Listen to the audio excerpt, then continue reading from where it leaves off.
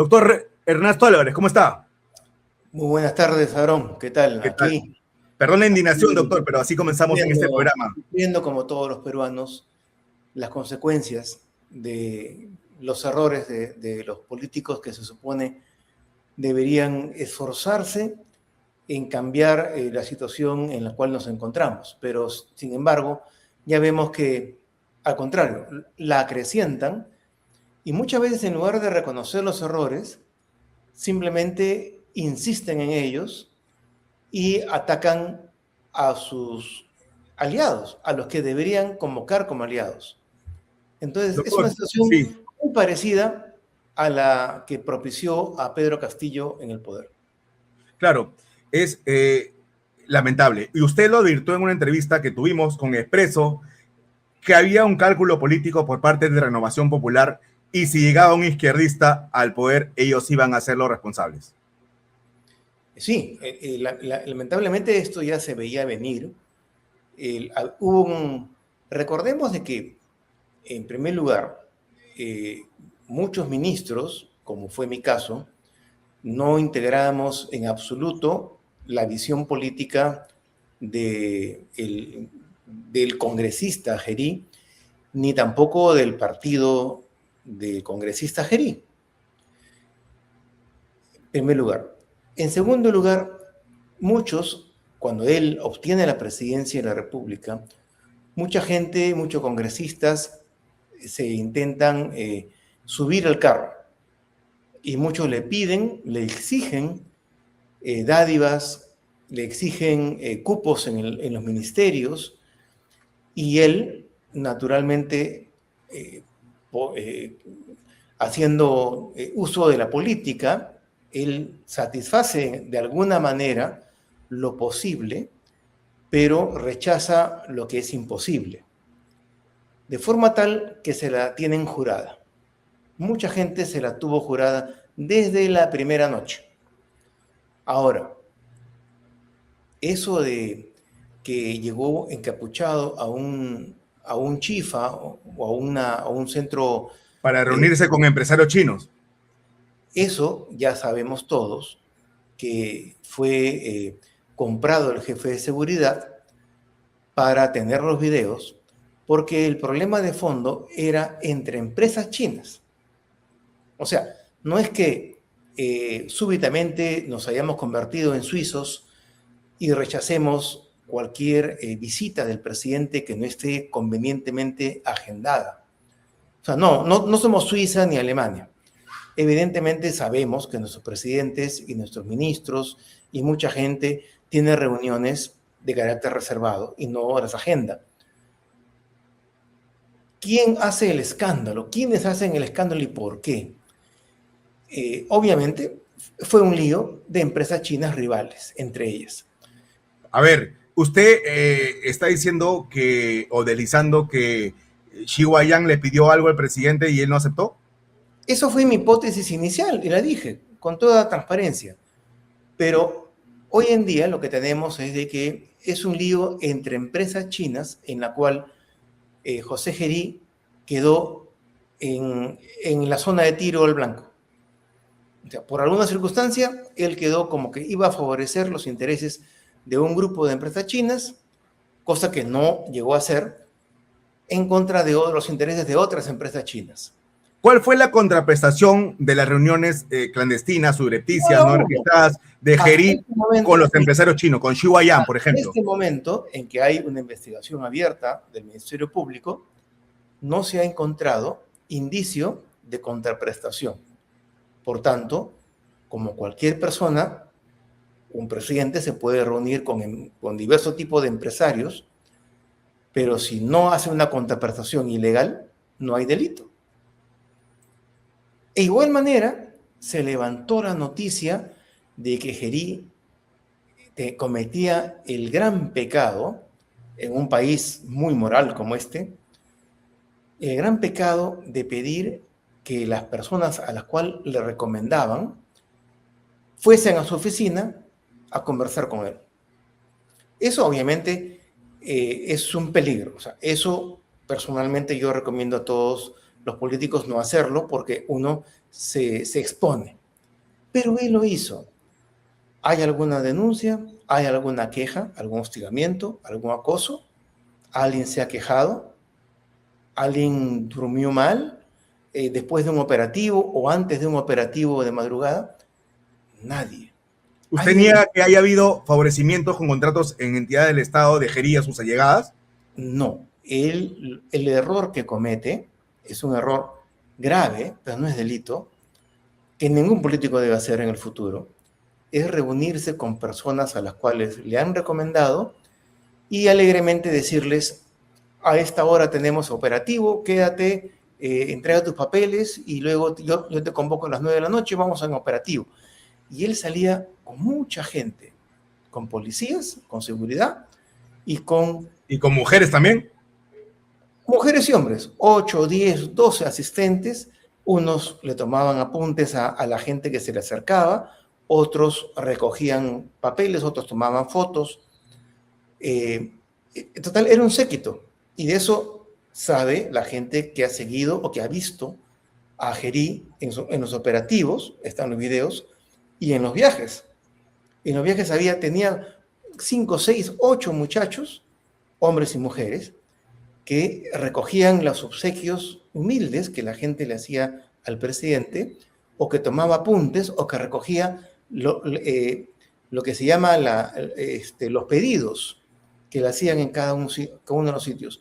Ahora, si usted me dice, ¿usted, Álvarez, llevaría 10, 12 muchachos? No. Pero sí llevaría 2 o 3 de total confianza. Ahora, el punto es, ¿cuál fue el delito? Tráfico de influencia, presuntamente. Tiene que configurarse de acuerdo a los elementos, pero no se configura.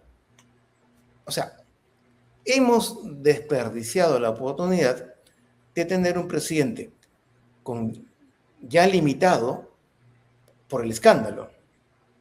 Y en lugar de mantenerlo estos meses, lo hemos expulsado de Palacio. ¿Qué estábamos haciendo los del gabinete?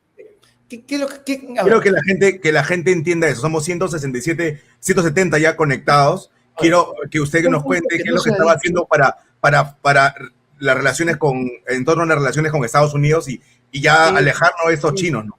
¿Qué estábamos haciendo los del gabinete? Mientras Gerí tenía, obviamente él tenía conocimiento de lo que estábamos haciendo y lo autorizaba.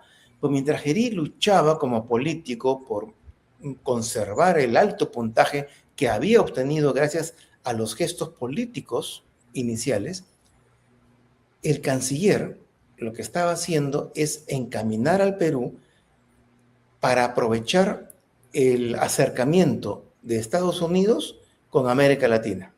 Durante décadas nos quejamos. Somos el patrio trasero de Estados Unidos, no nos da nada, solo nos pide el voto en la ONU cuando quiere y después no se acerca a nosotros, no nos pide nuestra opinión, no se interesa por nosotros. Desde que yo ingresé a la universidad, he escuchado esa cantaleta. Sí, la cantaleta del pato trasero es inmemoriable, ¿no? Este año, un presidente norteamericano nos anuncia públicamente de que Perú va a ser el aliado miembro de la OTAN no europeo, con todas las ventajas que eso tiene y que ya disfrutan Colombia y Chile. A Colombia le acaban de regalar varios barcos y varios helicópteros. ¿Ya? Sí. Entonces, en lugar de aprovechar esa circunstancia, en este momento, ¿qué hace Perú? Elige un presidente comunista. Pero es que la oportunidad... Pro-chino. La oportunidad para cerrar la brecha y aprovechar el intercambio con tecnología, compartiendo tecnología, la oportunidad de comprar las casas, posiblemente a Estados Unidos, si es que eso lo determinaba el Comité de Adquisiciones de la FAB, comprar las casas chinos, y eso nos permitía no solamente recobrar la capacidad disuasiva de la Fuerza Armada, sino también tener 2 aviones tanqueros, o sea, que lleven gasolina para hacer un vuelo mucho más largo de los cazas, y tener 2 AWACS. que son esos aviones que ha utilizado Estados Unidos en Venezuela, que hacen guerra electrónica y silencian los radares de la defensa aérea del enemigo. Al mismo tiempo, ya se había conversado y estaba por presupuestarse los radares, que es precisamente lo que no tenemos, porque lo que teníamos ya es obsoleto, era ruso, los radares para cautelar nuestras fronteras. Entonces, más el aspecto comercial. Estados Unidos todavía nos ha puesto un arancel de 10% y celoso de las relaciones que tenemos con China, que sigue siendo nuestro mejor socio comercial, nos iba a abrir mercados dentro del territorio norteamericano. Y eso, como todos sabemos, es inmensamente superior. O sea, un estado de los 50 norteamericanos hace lo que tres países europeos pueden hacer. Florida es el doble, o sea, significa 2 Españas. Solo Florida. Entonces, el haber elegido mal, haber decidido sacar a Gerí porque tenía amigas, porque llevaba capucha. Entonces, sin haber delito, hemos sacado a un presidente, hemos cambiado el gabinete ministerial que había encaminado esto y también una solución, una reforma estructural para conservar Petroperú. Para reestructurar, ¿no? Para privatizar. Tema. Cuando entra Denise Mirales al MEF, Petroperú ya estaba con un pedido de ingresar a concursal. O sea, Indecopi iba a declarar inevitablemente que Petroperú estuviese en manos de sus acreedores. O sea, ya no iba a decidir el Estado peruano, sino iba a pasar a manos de los acreedores. Y como no se iba a poder pagar la deuda, porque es impagable, lo que iba a pasar es de que Petroperú iba a ser privada, los acreedores iban a ser los dueños de Petroperú para hacerse cobro, y el Perú no iba a tener ni un sol. Cuando entra la ministra de Economía, nos conversa con el gabinete, nos expone la situación, no podemos seguir dándole, echando dinero al pozo sin fondo. Ni un sol, pues. Entonces tenemos que reestructurarla para conservarla como empresa del Estado. Usted me está diciendo que había convencido a Gerí que deje Chifa por la hamburguesa. Ese es el otro aspecto. O sea, está el alineamiento con Estados Unidos, que es el bloque político, geopolítico, que corresponde a los valores y principios en los cuales la sociedad peruana cree. ¿Cierto? El aspecto comercial, el aspecto tecnológico y Petroperú. Todo esto estaba encaminado, simplemente había que mantenerse mes a mes, conservando la cordura, haciendo consensos, pero todo esto sale dinamitado por algunos intereses chinos, de empresas chinas, rivales a las que incorrectamente defendía el presidente en ese momento, y todo estalla. Ahora, pero él ya dejó de defender esos intereses porque Gerí era visto como pro-chino también, ¿no? Y, perdón, pero el comité de amigos de China, el comité más numeroso, es el del China en el Congreso. Saque usted la cuenta de cuántos congresistas han viajado a China y para qué. ¿Cuántos funcionarios han viajado a China? ¿Cuántos ministros, exministros han viajado a China?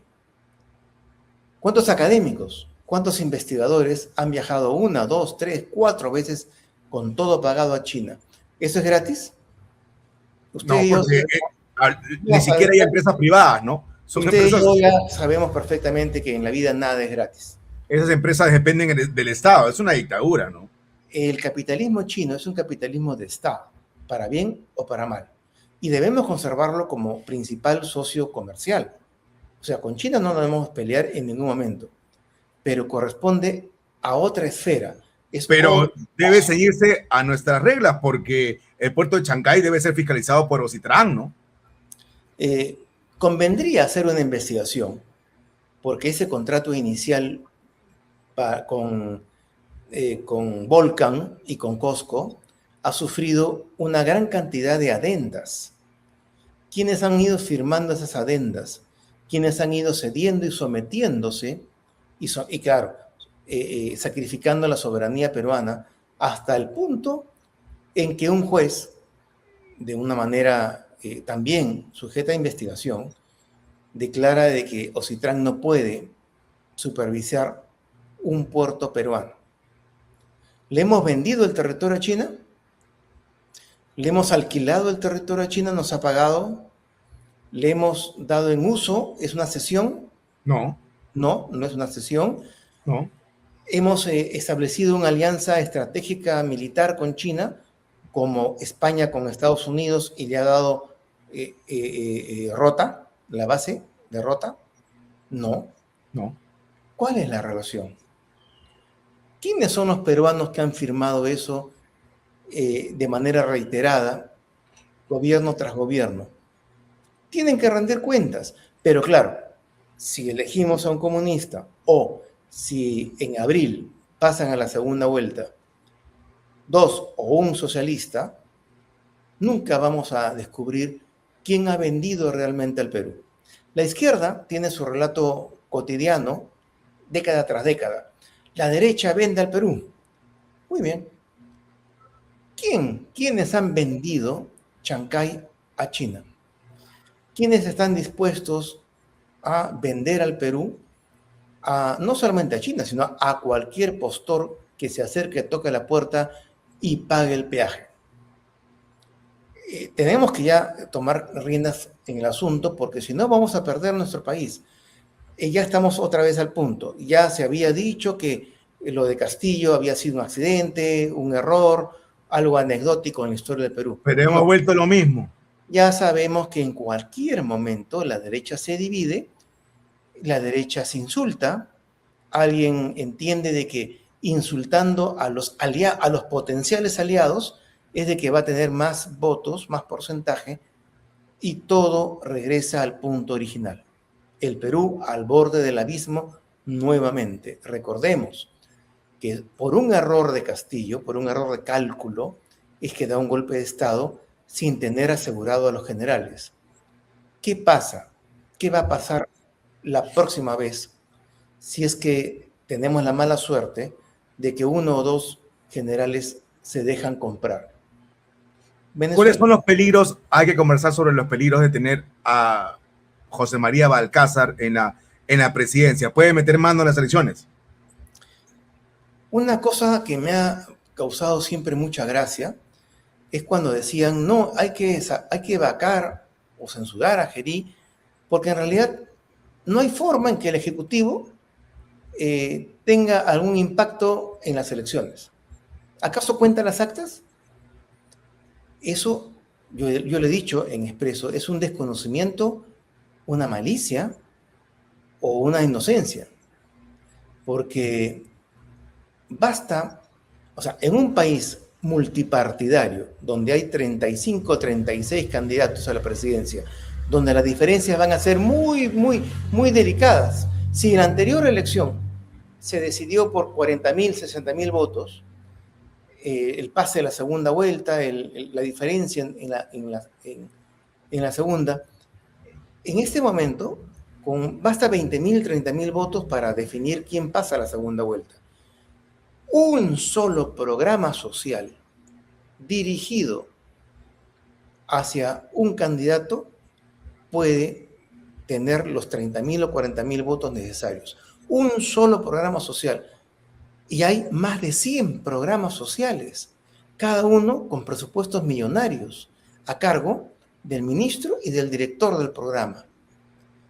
¿O con Una, el nombramiento de prefectos y subprefectos, como ocurrió en, Eso es muy visible, en el 2021, ¿no? pero eso es un poco visible.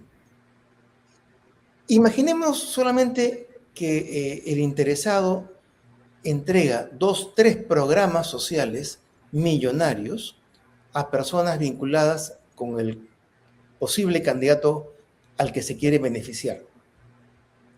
Con eso nadie se va a dar cuenta, primero, y segundo, con eso ya hizo la diferencia. O evitando que salgan los militares y policías a votar. Son como 200.000 votos, ¿no?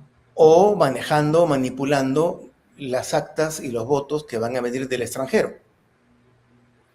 Está por definir cuál va a ser la conducta de Estados Unidos para con los connacionales, los peruanos, que van a ir a votar o quieren ir a votar en las elecciones.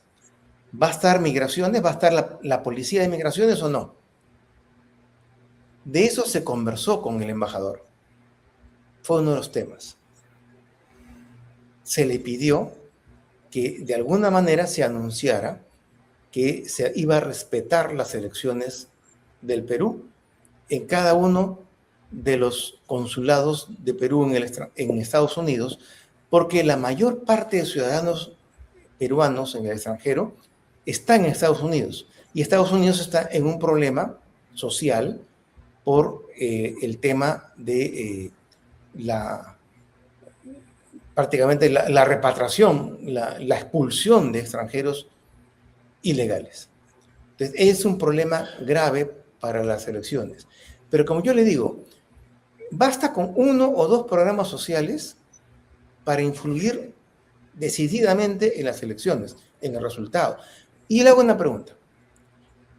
Hemos sabido de los resultados de las investigaciones, de la influencia de la minería ilegal y de la corrupción, del dinero de la corrupción de gobiernos regionales en las últimas elecciones generales? No. ¿Por qué? Porque el partido que más aparentemente realizó estas acciones ganó la elección. ¿Se puede indultar a Pedro Castillo? No, porque primero porque no tiene sentencia firme.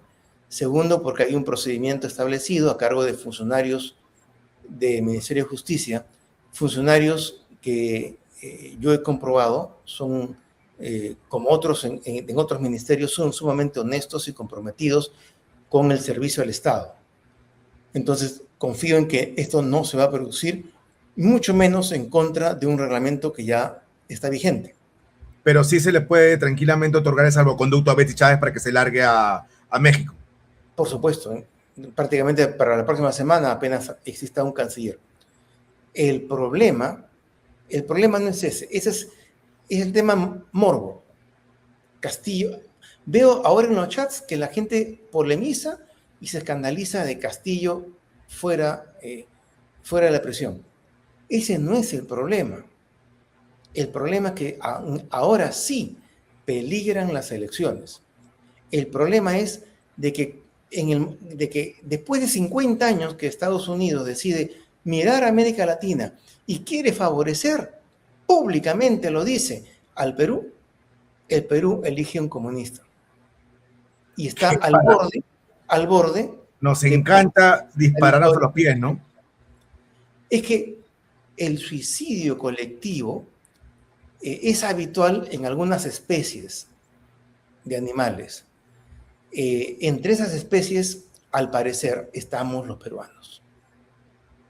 Pero es por culpa, como acá mencionan, de la derecha tibia, ¿no? No hay una derecha, una verdadera derecha en el Perú, ¿no? Bueno, la culpa es repartida, ¿no? O sea, hemos dejado que los caviares destruyan el sistema de partidos, precisamente con detalles como los de Gerí. Que el partido aprista es corrupto, Alan García es corrupto, por tanto hay que ajustar los reglamentos, las disposiciones. Nunca se le demostró corrupción. Hay que reducir la discrecionalidad en la política. Hay que fijar requisitos establecidos para cada uno de los cargos. Hay que despolitizar la política. Hoy en día ha habido congresistas multados por hacer propaganda política en favor de su partido, en favor de su propia reelección. O sea, hay leyes que despolitizan la política.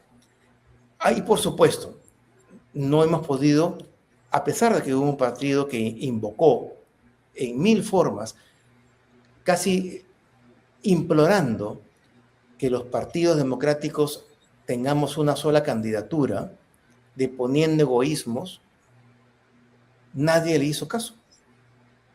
Y hoy en día tenemos varias candidaturas de derechas, desde el centro hacia la derecha, y de forma tal que lo más probable es que ingrese una candidatura de extrema izquierda o de izquierda. En la segunda vuelta. Así es. Y también es cierto que hay periodistas, lamentablemente, no todos, felizmente, como usted ha señalado en la introducción, hay periodistas que se la fajaron, Expreso, Willax. Antes Willax, no este Willax multicolor, ¿no? Se la fajaron, se enfrentaron al poder, como debe actuar un periodista democrático, pero hay periodistas que sacrifican sus principios, sus convicciones, en virtud de la coyuntura. Ese es el problema. Y así también hay muchos políticos, incluso académicos, que opinan de acuerdo a la coyuntura. Quería, ahora que usted menciona de periodistas, ¿qué opina de esta campaña mediática falsa de Beto Ortiz, Gil, de Rosa María Palacios, acerca de que había una solicitud del violador, fugado, amigo o ex amigo de Gerí para que se someta al presidente a un examen de difusión eréctil? Resultó que el documento era falso, ¿no? Sí, como cuando se dijo en las elecciones pasadas de que había un agente de la DEA en Estados Unidos que había afirmado que Keiko Fujimori estaba haciendo en materia de investigación por narcotráfico. Y eso lo soltaron faltando una semana. Eso lo soltaron para que el Congreso tenga un mayor fundamento para censurar a Gerí. Sí, indudablemente. O sea, la gente estuvo desesperada, hubo gente desesperada para asegurar la censura de Gerí. Pidiéndole a Valdemar Cerrón que les haga caso y que convoquen un pleno extraordinario, incluso, ¿no? Exactamente, y la Asociación Peruana de Derecho Constitucional, que agrupa a la mayor cantidad de constitucionalistas de prestigio, emitió un comunicado imparcial. Investíguenlo, sacrifíquenlo, encierren a Gerí si ha cometido delito. Pero en agosto, el 1 de agosto, ¿por qué ese afán? Obviamente todo ha sido interesado y ha sido orquestado por intereses ocultos. Ahora, esos intereses en algún momento se van a transparentar, pero como sucedió con el tema Castillo, posiblemente ya sea tarde cuando eso ocurra. ¿Usted cree que el más grande perdedor de lo ocurrido es Rafael López Aliaga? Porque yo ya lo veía en segunda vuelta y con esto que ha ocurrido, basta ver las redes sociales y sus propios eventuales votantes lo despotican en su contra, ¿no? No quiero introducirme al aspecto electoral porque es aventurado calcular en este momento, pero yo creo que los peruanos valoran mucho esa capacidad de mantener la serenidad y la cordura en los momentos difíciles. Yo creo que por más que los peruanos seamos afectos a la noticia morbosa, a la coyuntura, a vivir el día a día, en el fondo valoramos mucho, sobre todo los que votamos centro o votamos derecha, valoramos muchísimo esa capacidad de mantener la serenidad y de mantener la cordura en los momentos difíciles, porque eso es lo que al final de cuentas garantiza la posibilidad de hacer un buen gobierno, o un gobierno por lo menos regular. Porque la gente cree que hacer un gobierno es hacer uso del poder en forma voluntaria, con voluntarismo. Y en realidad tener el cargo simplemente significa ser responsable de un cúmulo de problemas, muchos de ellos que no van a poder ser resueltos y van a tener que ser atacados por las autoridades en forma proporcional y de a pocos y con mucho, digamos, con muy ajustados de dinero. Lo que falta en el Perú es dinero y gestión pública. Entonces, el tener el estar supeditado a las emociones, a los arranques de ira, eso lo único que garantiza es el fracaso. Claro. Además, y ya lo ha comentado usted, si un caviar pide chifa, yo pido pollo a la brasa, ¿no? Si un caviar va por la izquierda, uno tiene que ir por la derecha, ¿no? Si un caviar se molesta, es que estamos haciendo las cosas bien, ¿no? Exactamente. Si alguien nos critica, si alguien nos ataca, si alguien nos quiere ridiculizar, es porque estamos haciendo las cosas bien. Lo que hay que preocuparnos es cuando nadie nos ataca o cuando nos aplaude un caviar. Cuando nos aplaude un caviar o un rojo, es que estamos siendo o cobardes o nos estamos equivocando feo. ¿Cómo se impulsa la censura del señor Gerí sin tener garantizados las adhesiones o los votos a favor de Mari Carmen Alba, a favor de tu candidata, ¿no? Con impericia política, obviamente. O sea, cualquier estudiante universitario sabe que no puede censurar o defenestrar al Centro Federado si no ha articulado una alianza para que esa Asamblea General de Estudiantes, de delegados estudiantiles, pueda ser beneficiosa para quien está atacando al Centro Federado. O sea, uno tiene que prever las consecuencias porque la política se asemeja mucho al ajedrez, pero en lugar de como en el ajedrez, adelantar 20 o 10 jugadas, por lo menos uno en política tiene que saber cuál es la jugada que sigue y tenerla preparada. Si no lo puedes hacer, si articulas simplemente por lo que te da el hígado, entonces la política no es lo tuyo. ¿Usted cree que haya votos escondidos, subrepticios de las bancadas de la pseudo derecha a favor de Balcázar? Aparentemente puede haber habido 2 o 3, pero en realidad la diferencia ha sido muy grande. Si hablamos de 64 versus 46, Así es, aproximadamente no da para hablar poco menos de 20 votos de diferencia. No da para hablar de una traición, no da para hablar de que alguien vendió su voto, etcétera. No, la diferencia no han sido 2, 3 votos. La diferencia ha sido dura, ha sido amplia. Y eso mismo abona a la tesis de que no se tenía nada preparado. Y si no se tiene nada preparado, pues no se acciona hasta tener controlada la consecuencia de la acción. Pura impericia, como usted señala. La CONFIEP ha pedido que usted se mantenga en el premierato. ¿Lo haría? No, no puedo. Yo ya he renunciado hoy día. Mis colegas ministros también han ¿Todos no se va a mantener ningún ministro? ¿Qué es lo que sabe? En principio, lo que señala el protocolo político es que todos debemos presentar nuestra renuncia. Ahora, hay algunos que tienen, por cercanía a determinado partido que ha integrado la plancha del nuevo presidente, podrían aceptar mantenerse en su cargo y eso sería bueno para la continuidad de las líneas básicas del gobierno. Sería bueno, o sea, nosotros mismos hemos dicho, no vemos mal a alguien que por lealtad partidaria se mantenga en su cartera. Eso es bueno.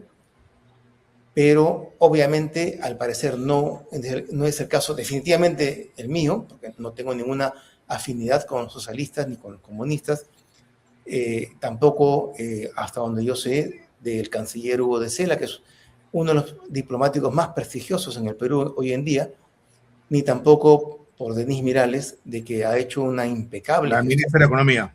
Ha hecho una impecable gestión al frente del ministerio y de verdad que resulta muy injusto que no se le haya permitido mantener los lineamientos del sector económico.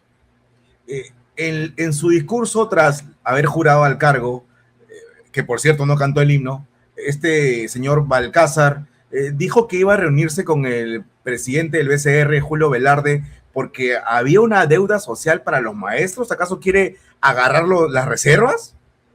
Al parecer sí. Y el problema es de que el Perú tiene muchas deudas sociales. O sea, una es con los maestros por culpa de una norma que nadie se atrevió a corregir. Era una norma populista y demagógica, por supuesto. Pero también tiene deudas y brechas de infraestructura. Yo soy testigo, he podido reunirme con una gran cantidad de pequeños pueblos, de alcaldes distritales del interior del país, gente en frontera, de frontera amazónica, que tienen graves problemas, inclusive que tienen ya proyectos aprobados y que no tienen financiamiento. La deuda social es inmensa en el Perú, pero no se puede resolver tomando las reservas, porque eso lo que va a ocasionar es inflación, y la inflación es el peor impuesto y el impuesto más injusto para los pobres. Para los pobres, sí, claro. Lo que se tiene que hacer es aumentar... Es el aumento de precios, sí. No, lo que se tiene que hacer es aumentar las formas de recaudar dinero, y para eso hay que destrabar los proyectos, hay que habilitar Conga, la mitad de Conga, que la famosa cabecera de Cuenca, que en la sentencia del Tribunal Constitucional, de la que fui ponente, se estableció que no era mentira, que era cabecera de Cuenca. Por lo tanto, sí se podía explotar Conga. Esos mismos lagos y ríos ahora están contaminados por el mercurio del oro de la minería ilegal. Entonces, todo es mentira. O sea, toda esa patraña antiminera es mentira. Si nosotros luchamos contra esa falsedad e impulsamos, obviamente con estándares internacionales de conservación del medio ambiente, si impulsamos la minería legal, vamos a tener el dinero para cerrar las brechas, para cerrar la deuda social. ¿Usted cree que se debe impulsar se debe impulsar la censura de Balcázar? Porque hoy ha reafirmado su postura miserable a favor de que los mayores de edad tengan sexo con menores. Bueno, esa es una postura de carácter cultural, social. Pero yo no lo censuraría por eso. La verdad que no. ¿Por qué no? Porque se lo ha elegido sabiendo lo que él pensaba. Por tanto, debemos dejar, digamos, separar la paja del trigo. Si un mayor de edad tiene sexo con una niña de 14 años, ¿eso no es delito, acaso? A ver, el Código Penal fue reformado indirectamente por una sentencia del Tribunal Constitucional que señaló de que no podía considerarse violación en los casos de mayores de 14 años, porque en la selva, por ejemplo, había una gran cantidad de personas que tenían su pareja de 17 y una de 16 años, y el de 17 cumplía 18 y era denunciado el mismo mes que cumplía años, era denunciado por los padres de la menor. Y en ese momento existía una gran cantidad de jóvenes de 18 y 19 años en la cárcel por violación. ¿Por violar a quién? A su novia. ¿Quién había denunciado? La familia de la novia. Entonces, pero el Congreso de esa época no corrigió el tema. El tema era, claro, crear una norma de carácter proporcional, que bajo una racionalidad dijera, bueno, el juez tiene que evaluar si esto es natural o si se ha forzado el derecho natural y lo que se está haciendo es explotar a una menor. Claro, porque un hombre que tiene de 30 años que tiene sexo con una niña de 14, una menor de 14 es pedofilia, ¿no? Esa es pedofilia. Y hay gente que la quiere legalizar también en el mundo, pero felizmente en el Perú están razonablemente callados todavía los defensores. Pero ahora tenemos un presidente que avala estos comportamientos, pues, o estos delitos. Pero se lo ha elegido sabiendo lo que pensaba. Lo que a mí me preocupa esencialmente es el tema del manejo económico, del manejo de las relaciones internacionales y Petroperú. Esos son los 3 puntos esenciales. Y quizás ser muy vigilantes para que ningún programa social, ningún ministerio brinde asistencia indirecta o directa a determinado candidato o partido político. En este momento, entonces, estamos en riesgo de fraude. Sí, eminentemente, porque el problema de nuestro gabinete, por ejemplo, era de que al no ser un gabinete de partido y al ser un gabinete heterogéneo y el tener el dilema de mantener nuestro prestigio académico y profesional, todos los que lo integrábamos, estábamos decididos sinceramente a evitar cualquier mala interpretación de cualquier funcionario que creyera que podía efectuar alguna influencia con dinero del Estado en favor de algún candidato. Eso estaba absolutamente conversado, consensuado. No íbamos a permitir que nadie use el dinero del Ejecutivo, dinero público en beneficio personal. Y no estoy seguro, ojalá que nos demuestre el nuevo presidente un gabinete de gente profesional, de gente cuajada, de gente decidida a evitar este peligro. ¿Se van a mantener algunos ministros entonces? Ojalá. Mi deseo es de que por lo menos 2 o 3 acepten el reto. Pero por mi lado, por mi parte, hablo por mí ahora, esto no sería ético por cuanto si al nuevo presidente lo ha puesto un bloque mayoritario del Congreso que ha censurado al presidente al cual yo prestaba servicio, yo considero antiético, no lo considero correcto, trabajar para el nuevo presidente, o sea, el que ha defenestrado al presidente al cual yo servía y a través de él servía al Estado. ¿Usted estaría en contra entonces de una censura a Balcázar? Sí, en principio sí, o sea, mantengamos la expectativa, mantengamos la vigilancia, pero cambiar de presidentes cada mes, cada 2 meses, traería abajo la credibilidad de la comunidad internacional en el Perú. ¿Cómo hacer para ver el vaso medio lleno y no medio vacío? ¿Qué es lo que puede hacer la ciudadanía? Mantenerse vigilante, como dirían los caviares con las zapatillas listas. Más que las zapatillas listas, yo confío en el Ministerio Público, confío en el Poder Judicial, confío en la policía.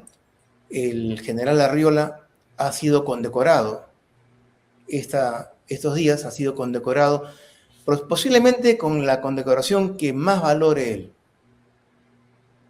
El extremista, aquella persona que promueve la destrucción de nuestro sistema democrático para ir hacia un sistema totalitario, acaba de pedir su cabeza.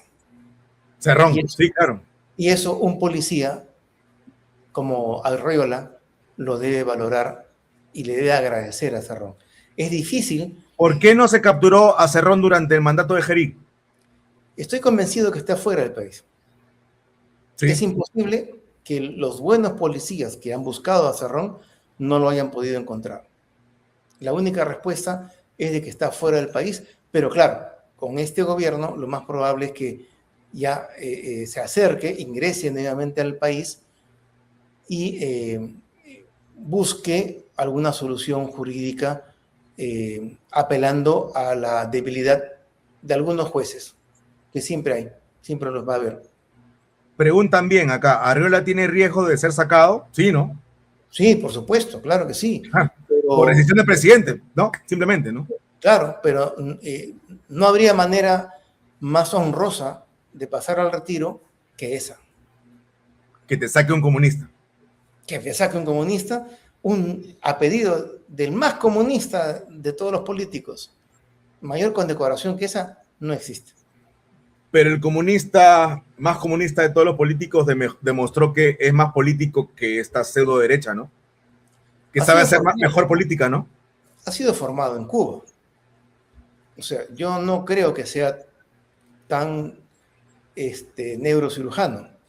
Es un político profesional, un cuadro sumamente valioso para Cuba.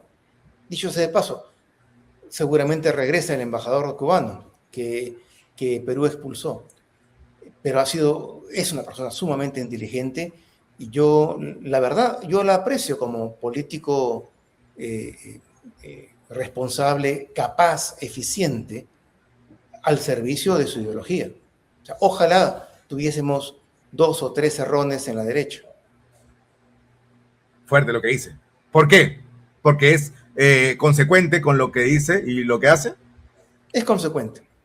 Jamás lo he visto declinar, jamás lo he visto acobardado, jamás lo he visto ni lo hemos escuchado titubeando en una acción política.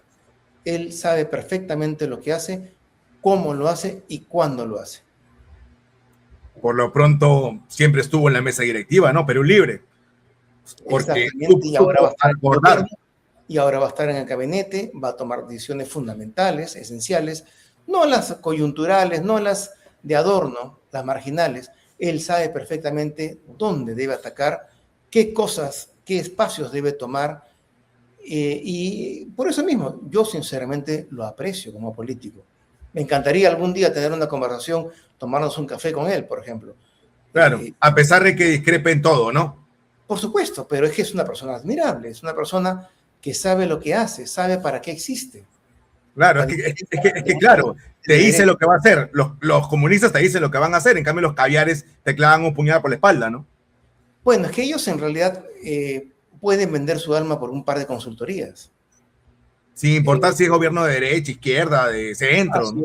No, sí, a ver, recordemos cuál fue la composición de la Comisión de Reforma de la Justicia, la Comisión de Lepiani, en la peor época de Fujimori.